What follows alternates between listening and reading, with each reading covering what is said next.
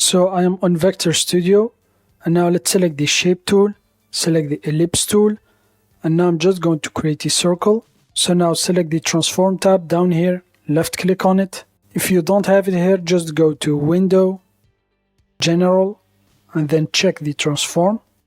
So now select the circle, and now I'm going to change the Transform here to the center in the Transform tab. And now check the chain icon here, and now I'm going to change the size here to 200. It will change the width and the height.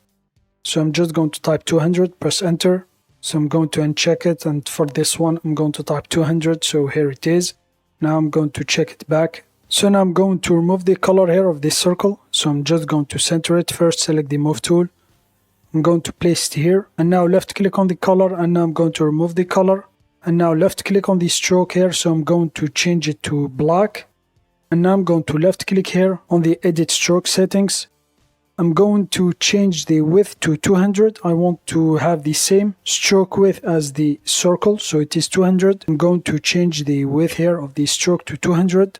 Press enter. So as you can see, it creates kind of circle. And now just make sure to check the scale with object. And now make sure on the move tool, right click on the circle, and then convert it into curves. And now I'm going to remove this segment here, so hold the control key down and then left click on this segment here to remove it. So here it is, just make sure you're selecting the circle.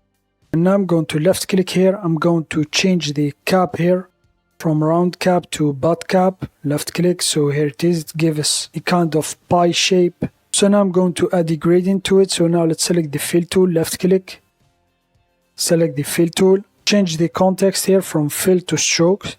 Since our circle here is a stroke, I'm going to change the type from solid to conical. I'm going to left click here to change the color. I'm going to left click on the middle point here. I'm going to delete it. Just click on this icon. So for this side here, I'm going to leave it with the black color. For this one, I'm going to left click on the color. Now for this one, I'm going to change it, for example, to this purple color. So here's the HTML notation. And now I'm going to change the midpoint here, this one here, to 80. I'm going to double click and then type 80, press enter, so here it is. And now let's select the node tool, left click.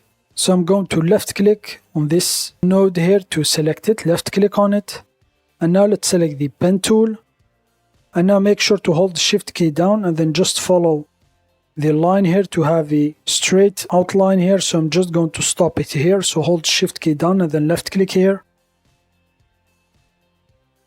So here it is, and now let's select the move tool, and now I'm going to duplicate this layer here, Ctrl J, and now hold shift key down and then move it to the right to move it on a straight line. And now I'm just going to change the rotation here, so make sure on the transform tab, and the transform is in the center. So this is the rotation. I'm going to double click and then change it to 180 and then press enter. So here it is. And now I'm going to hold shift key down and then move it down until it snaps. Just make sure here the snapping is enabled. So hold shift key down and then move it down. And now hold shift key down and then just move it to the left. So here it is. Now I'm going to select everything. And now I'm just going to rotate it to make it straight like this. And now I'm just going to scale it up